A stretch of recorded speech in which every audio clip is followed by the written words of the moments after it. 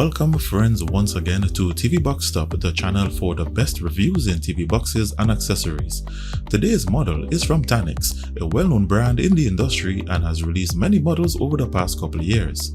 This is the Tanix TX3 Mini Plus, and this model runs on the Amlogic S905W2 CPU on 4GB of RAM and 32GB of internal storage with AV1 decoding on Android 11 operating system. So up next, in my usual style, I'll do an in-depth review of its hardware and features, and let's see if Tanix has what it takes to capture our attention, so stay tuned.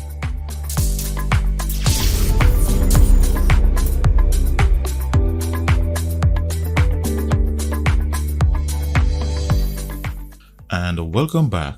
In the box you have your standard contents such as one HDMI cable, one infrared remote, a 5V 2A power adapter, a user manual, and the TV box unit itself. This model has one HDMI port, one Ethernet LAN, one optical audio, one AV port, and a DC power input jack to its rear. To the side it has one USB 3.0 port, one USB 2.0, and a micro SD card slot. At the top it has the Tanix branding. To the front it has an LED display. And below the box has anti-skid rubber pads, a reset pinhole button, and no ventilation holes. The included remote is an infrared remote and does not have an air mouse feature. However, they do provide the option to purchase with a G10 air mouse if you prefer mouse cursor movements to navigate its launcher. Its startup is pretty standard, with the Tanix branding and the default Android startup animation, after which you are taken to Tanix's special launcher. This special launcher is called Alice UX, and you won't find it anywhere other than on Tanix models. The launcher is designed primarily to work with the direction pad on whatever remote you are using. It has a left main panel to navigate between the home screen, the app section, and the settings area. The home panel consists of your main icons that you cannot change, and it has a shortcuts bar. This shortcuts bar allows you to add any number of shortcuts to the main panel and presents them to scroll horizontally.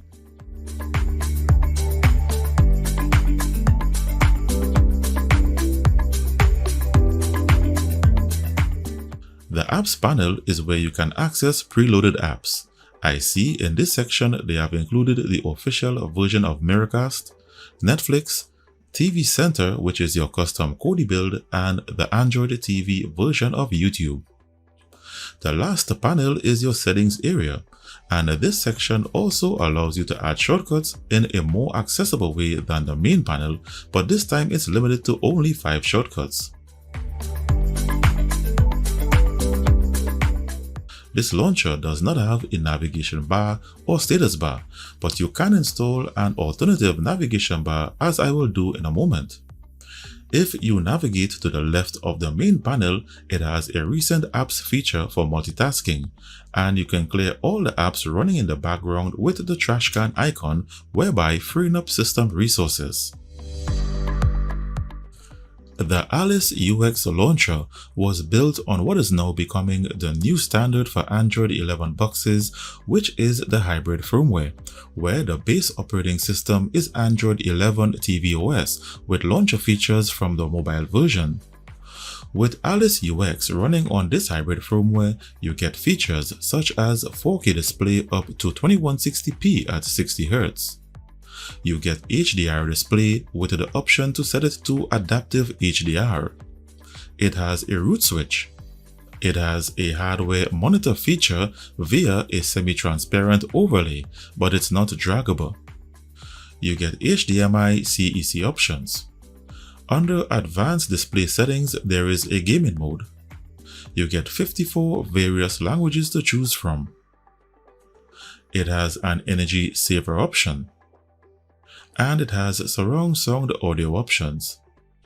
If you press and hold the power button on the remote, you get your power key definition options to reboot or shut down the box, and the remote powers on the box from an off position without issues. And now for its system and hardware information. The manufacturer of this box is Tanix, and here is the model of the mainboard. It runs on 4GB of DDR3 RAM and 32GB of internal storage. The remainder after the Android installation and apps installed is what's displayed here. Its Bluetooth version is 5.2. Its CPU, which is the Amlogic S905W2, is a quad-core Cortex A35 CPU, clocked at 1.8 GHz with support for only 32-bit ABIs, which means it can only run 32-bit apps and games. Its GPU is the Mali G31 with OpenGLES version 3.2 support. Its network adapter provides 2.4 plus 5 GHz Wi-Fi support. Its operating system is Android 11 Red Velvet Cake, and it shows that the box is rooted. Under devices, it shows that the box does not have Vulkan support. Under temperature, it shows that the box idles around 65 degrees Celsius. Under codecs, I can identify important decoders such as the AV1 decoder, DTS HD, and 4K HDR decoders. I don't see any Dolby decoders in this list, but I will test for it later in the video. And that's its system and hardware information. To dive right into its primary function, which is to stream movies and TV shows, this box is not Google certified with the appropriate digital rights to protect premium movie services such as YouTube TV, Netflix, Disney+, Amazon Prime Video, HBO Max, and Peacock from persons trying to steal by copying their content. Hence, even though you can install and access these premium services on this box, it will be limited to only basic 480p resolution, even though you may have a premium HD or 4K account. For watching YouTube videos, it comes pre-installed with the Android TV version of YouTube, and it can play videos up to 4K 2160p at 60Hz with HDR. However, if you install the Smart YouTube TV version, you can get 4K 2160p with HDR and also in AV1 format because this box has the decoders for it.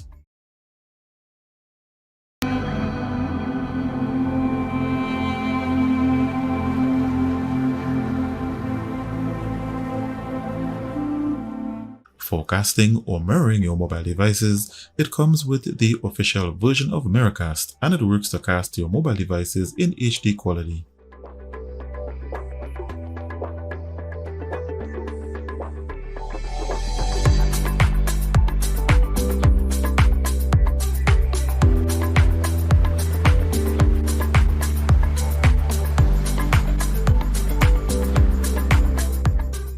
The root switch feature in this box is an instant root switch, which means once adjusted, the root state changes instantly without having to restart the box.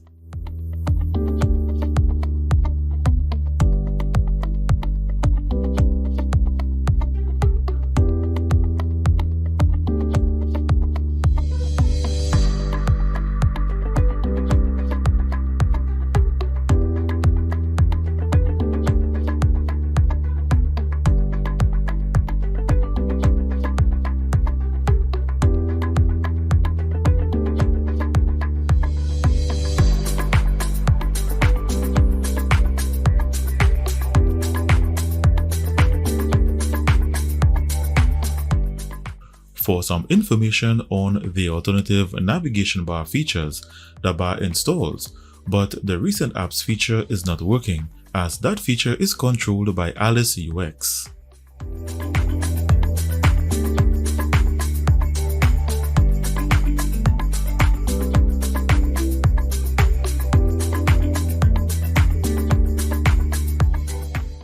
For customization features, if you don't like Alice UX, you can install alternative launchers. Here I installed the Nova 7 alternative launcher with all features working, such as long-click menu pop-ups and drag and drop shortcuts. You can apply a custom wallpaper, but live wallpapers don't work. Also, you cannot change the wallpaper on the Alice UX interface. Interested in screen rotation? I'm sorry to inform you that screen rotation does not work on this box. For expandable storage, There is an issue when trying to convert SD cards to shared internal storage.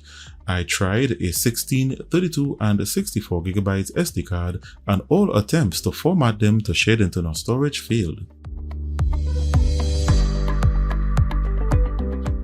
I will now play my list of 4K videos in HDR format and one video with AV1 decoding. For this test, I'm using the default movie player app.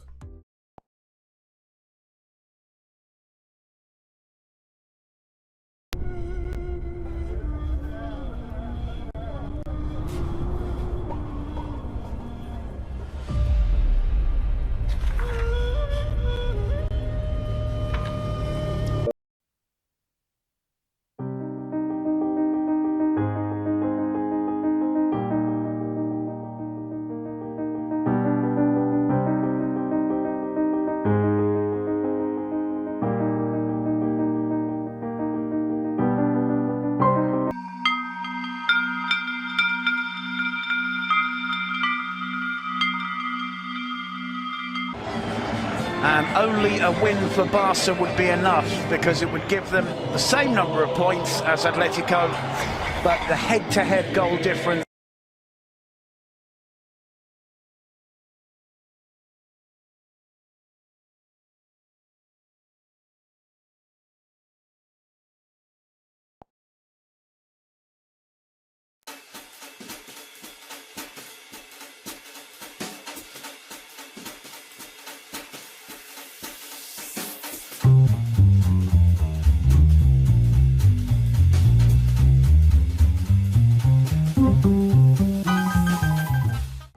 So the 4K HDR videos played smoothly without issues, and the HDR feature was activated on my TV.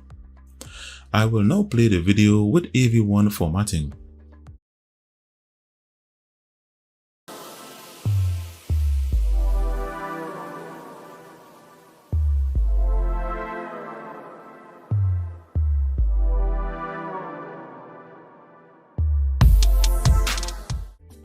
So the AV1 video played without issues. Also, this video triggered the HDR feature on my TV. All videos were played using the default movie player app. I will now test for surround sound audio formats, and in this test I had to use the new Nova Media Player, as it's the only media player that I got to play most of the formats. I tested the VLC player, the default movie player, and the Kodi media player, and they all had issues playing one format or the other. So it's recommended that you give the new Nova Media Player a try.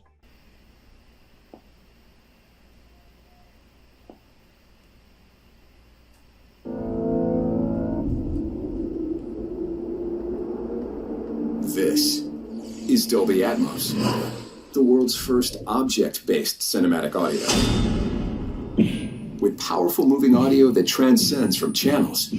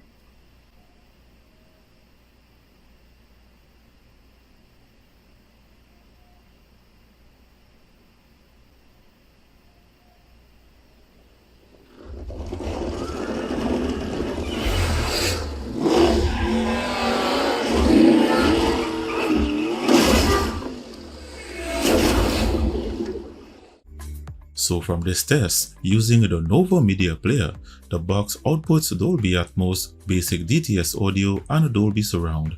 It did not produce DTS-X, DTS HD Master Audio, or Dolby True HD. I will now connect my gamepad via Bluetooth and play some Android games to test for smoothness of graphics, graphics rendering quality, gamepad keymapping, and for overheating.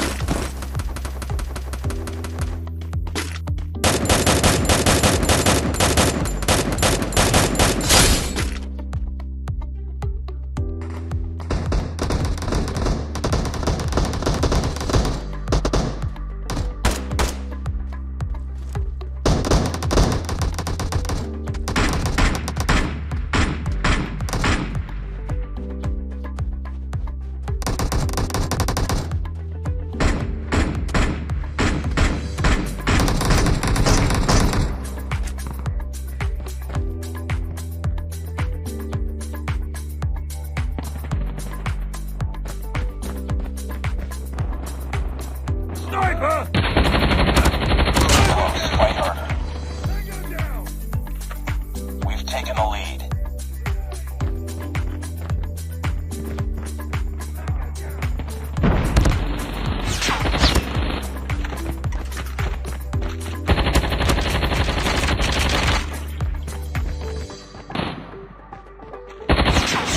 Reloading! Cover me! Enemy down! The game's installed and ran without issues. The graphics rendering quality is not the highest. I got gamepad keymapping to work without issues, and the temperature rose into the 70s during gaming, but I didn't notice any throttling during gameplay. The Bluetooth connection to my gamepad is stable and didn't drop off at any time. And now we take a look at its benchmarks and see where it places on my rankings chart. First, its RAM and internal storage. The results show that it has a RAM copy speed of 3306 MB per second. Its internal storage has a read speed of 101 MB per second and a write speed of 35. Next, its Wi-Fi bands and Ethernet LAN speed tests. Based on my network of 250 megabits per second, the 5 GHz band achieved the maximum speed of my network. Its 2.4 GHz band achieved 34% of my network speed, and its LAN port, which is not a gigabit LAN port, achieved 37%. In its CPU benchmark, it scored 561 single-core and 1260 multi-core. In its graphics benchmark, the app shows that it does not have Vulkan support, which means it did not qualify for the Sling Shot Extreme test.